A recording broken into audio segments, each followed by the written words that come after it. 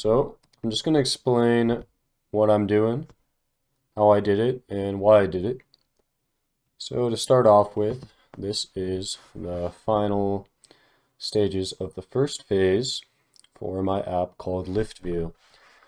Now for some context, this is an app that allows gyms to assign their machines with LED lights, and an app called LiftView can interact with those and update who's using it, how long it's being used, and it has lots of features such as a map that can be used in many different ways.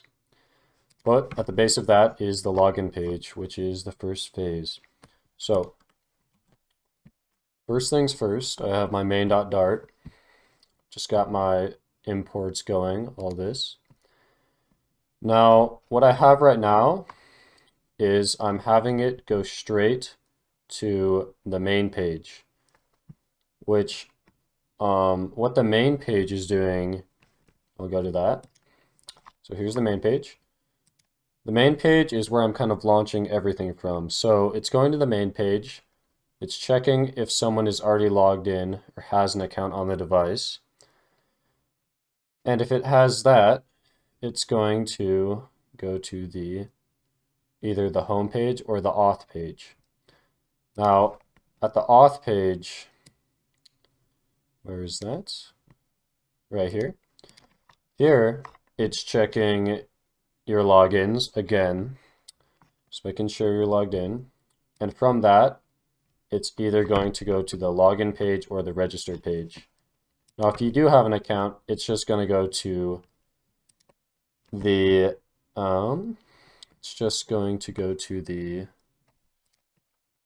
where is it? I think I'm on the wrong one. Oh, here we go. Just going to go to the home page, which is currently not set as anything. So, the login page. Definitely not the hardest thing to code, but I definitely had to learn everything from scratch, so it's a little challenging. So I decided to use Firebase just because Flutter and Firebase kind of go together so well, and it's a free service that's really user-friendly. So I set all that up, it's good to go. So what's happening first? Declaring our class, which is just our page, it's called login page. Next, we have these functions right here, test, just to test it, sign in. So this is what's happening if someone is signing in. What's going to happen is when this sign in button is clicked, it's going to play this, and it's going to show the circular progress indicator, and it's going to sign you in and check your sign-ins via Firebase. Very important. This navigator.pop is just turning off the circle button in case something's slow or like you have bad connection. Just having a circular bar is just one of those little things that make it a lot better. Next, oh yeah, we also declared the controllers, and all we have is an email and a password in this one, which is all we really need. Next, we just have it disposing those, which is very important so that they're not just sitting there and you can see them. They went into the code. All right. Then we have our actual layout, which I chose a scaffold just because it's kind of all I know. So we have our background color, got my color scheme going on right here. And decided to go with a column just because it's already standard, everything's in the middle, all that. So we have our text, nothing special here, just some text with some styling. Next we have the email, which is it's a text field, so you can type in it. And we can also take a controller right here, the email controller, very important. And that works just as you'd expect. Put in anything you want, like jim@gmail.com. We got Jim in there, that works. Nothing special going on here. Got a size box for spacing. Then we have the password, which is literally just duplicated of the email with a different controller, which controls the email. Going down further, we have the forgot password button. And this is very important. It's just one of those things that really make the app seem more refined and just a really important feature to have. And this is fully functional. Go to here. We have a nice little page. And it'll work even if you don't have an email registered, but it will, I think it will tell you if it's like wrong or typed wrong. So let's just say jim@gmail.com. Reset password. Link to reset sent to Jim. And Jim doesn't exist. It's not verified or anything, so it's not going to do that. But if I sent it to one of the things I had logged in, it'd go ahead and do that. So that's all good. That's just taking you a separate page when you do the on tap right here. Material page reroute. Works just fine. Moving on, we have our sign in button, which is an animated button. And I have a custom little library that I can probably show it. Let's close this. Oh, actually, this is why I have the test. Like this. Test. When I click it, it has this cool little animation that plays, which is very cool. Change that back to sign in. Nothing really special about this, just some stuff to make it look nice. Some UX, UI, all that. Next is the register button, which all it is just taking you to the registered page, which we'll go to next. Now down here, there's the to map page, but I'll save that for the end because that's actually phase 2. And that's about it. So heading over to the register page, which you can access from the login. Let me get to it. There it is. There's a lot more happening here because it's just more tedious, more info you're going to have to collect. And there's a lot more text fields, as you can notice. So instead of just an email and password, we have a first name, an email, password, and a confirmed password. I could have added age and all this other stuff, but I just don't think it's necessary for this app. And it'd almost just clutter it up. So starting off, we have an alert dialog, which I'm just defining up here, which is just letting you know the passwords must match. And we can see that right here. Say I put in the password 1234. I have the password 12345. Try to sign up. Passwords don't match. It's very important just to let the users know that. And it really doesn't affect the experience too much, but it's just one of those nice things. Now, what's happening with the final DB is it's defining my Firebase store.instance. And so I'm using the database Firestore, which is provided for free by Google. So we're defining that first. This is defining the page we're on, very important. Next, we are creating the state, which is really just creating the function, very important. So here we are defining the register page state, which is kind of like holding the text fields in a sense, or the controllers. So what we're doing here is we have our register page state. It's extending our register page, which means it's just an extension of it, like it's kind of connected. Okay, so we have all of our text controllers, text editing controllers, which just allow us to actually type in here. And it's taking what we type when we press sign up, and it is storing it in the underscore email controller and such. We also have our disposes, so nothing can be stolen or anything like that. And that disposes of it every time we reset the page. So like if I were to do this, yeah, there we go, reset. So that's what the dispose is doing, very important. Next, we get into the actual sign up, which is what happens when you click the sign up button.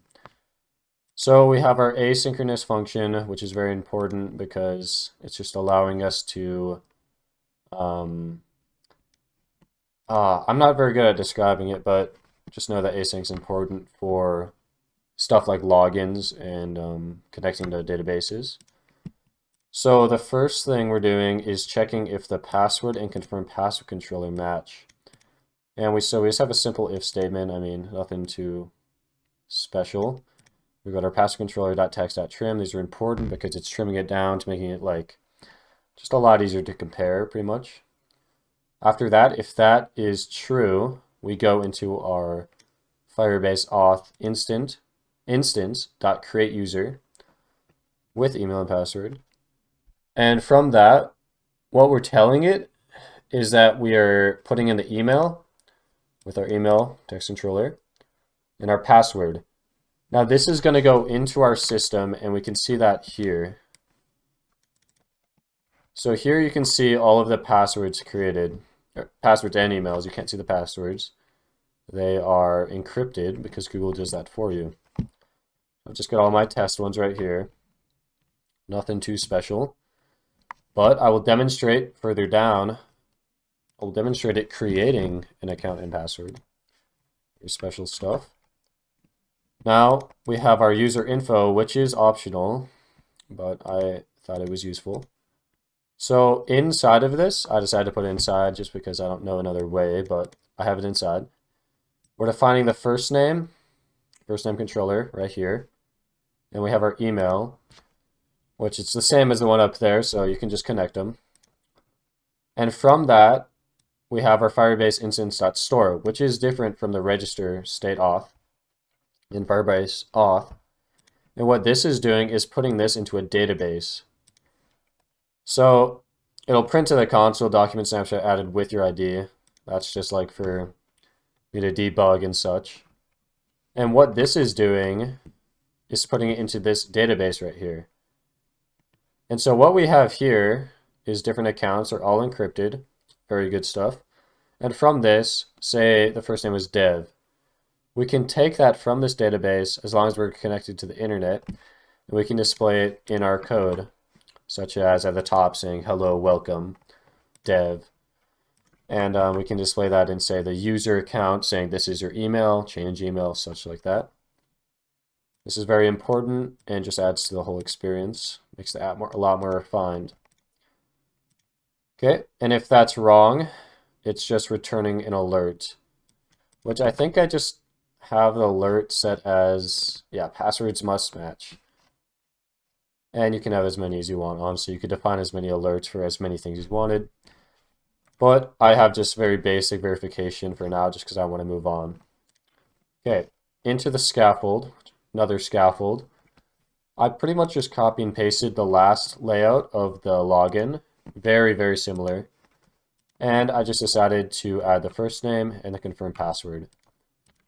So almost entirely the same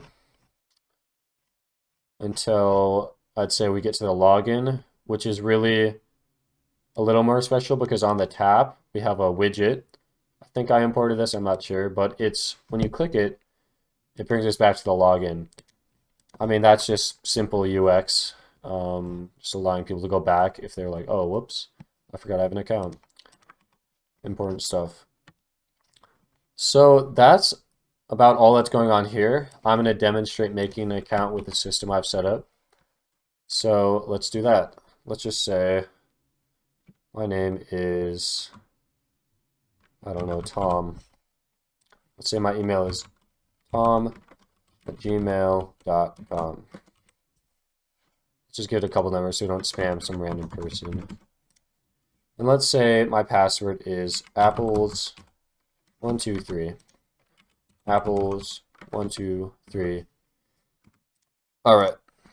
So one other thing that I think is a little more UX related is that on our password and our confirm password, wherever those went, here it is. We have, where is it? Obscure text true. Now that's what's adding these dots and just allowing, if anyone's maybe looking over your shoulder, they don't get into your Lift View app. Very important stuff. So let's try this. We're ready to go. Oh, our passwords don't match. So that's clearly working, and I intentionally did that. Okay, now we're gonna go ahead and sign up. And boom, we're into this page, which will eventually become the home page. So, welcome to Lift View and our email. I could make that the first name, but that's all right. Currently, all you can do is sign out, just for me to test and such. So we're going to sign out. Takes us back to the login because it remembers we were signed in. Very nice. And now, in our authentication page, we can see this right here. We can see the email, date created, providers, all I have is email set up, signed in, and we can see the user ID. And we can delete account, disable account, reset password, very important stuff. Now say I wanted to log in. Go back to this. So my password right here, or I'm sorry, my email right here. My password was apples123. All right. Now all we do is click sign in, and boom, sign back in. Super simple stuff, super flowy in my opinion. Like, it's pretty concise what you're meant to do. And I just think the whole UX that I've designed here is quite comparable to some larger apps, and just the flow of it's quite nice. Next, a little peek into phase 2, which will of course be the actual function of the app, which is a map of the gym. So here is a little map I've made. It looks pretty darn simple, but took me a little bit to figure out this whole interactive widget type of stuff. I eventually succeeded, and right now we have a little test. So let me describe the code. All right, so we have our login page imported, so we can go back to it with this button. Boom. We have our SVG, which is in case I want to put an SVG in here. But the main thing is the stack, which allows us to put different widgets on top of each other, or different classes, sorry. And then we have our gesture detector. And then down here a little bit, we have our interactive viewer. Now, this is all inside of a stack, and it's a stack that's nested inside of a stack.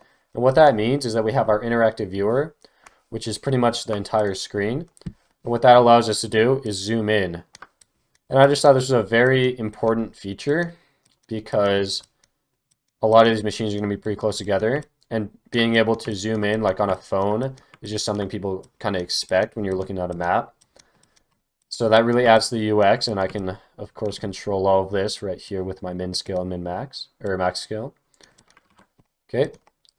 And say I'm logged in, or I'm zoomed in, I'm like too lazy to zoom back out, which, I mean, who cares? Press this, boom, reset the page. Pretty simple.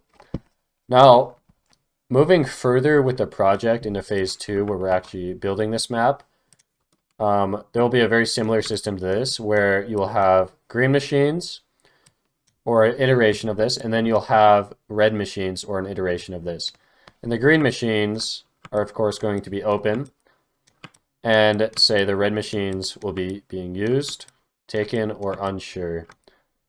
And there'll be different states for these. Find some colors for those. But the base of it is if I click the green one, this machine is open. Click the red, this machine's being used. So, yeah, that's about it for the map. That's about it for the login. I'd say it works very well. I'd say the UI is very nice. And I'd also say, oh, there's a little bug actually right here I need to fix. When you go into the map, it seems when you go back out, it's not actually initiating this page, and you can't click register now or sign in. Yep, it looks like it almost just freezes. Definitely something I need to fix. But I can fix that pretty quickly by just going like this. And that's about it. Yep.